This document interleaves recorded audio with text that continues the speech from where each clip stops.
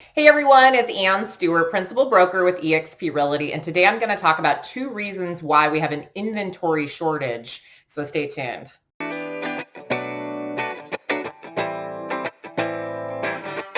So today's topic is all about the inventory shortage and what does that really look like and mean to you and why is it happening? So first of all, the inventory shortage, when I talk about inventory, I'm talking about listings on the market for home buyers to purchase. So we have had a low number of homes on market relatively over the last few years, and especially this year.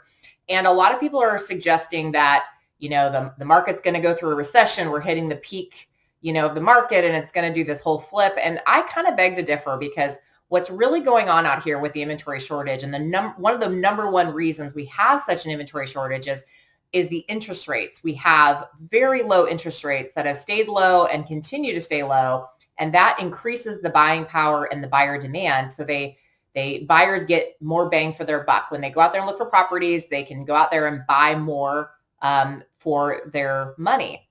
So inventory is directly related to interest rates, and the market's directly related to interest rates. I always tell people if those interest rates ever really go up, that you're going to see something switch in the market, and that's going to be the tall tale sign.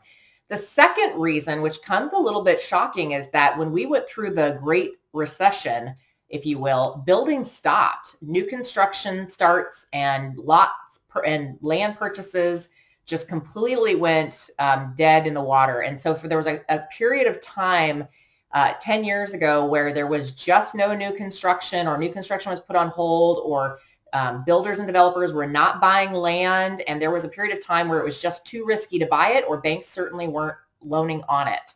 And a lot of builders, sadly went out of business.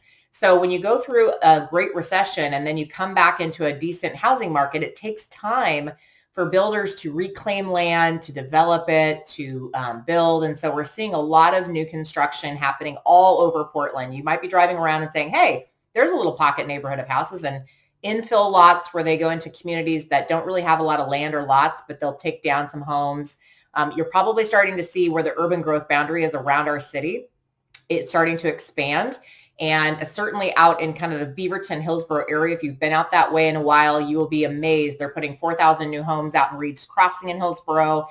In Beaverton, they're expanding, and it's just new construction everywhere. So when the urban growth boundary does expand, a lot of times it takes several years to develop the property, but now we're starting to see that push for new construction again, and it's being absorbed. In fact, I was at a new construction site yesterday, and I talked to the builder, and he said, yeah, we've sold everything out. So interest rates affect inventory, and so did that Great Recession when everything was put on hold for several years.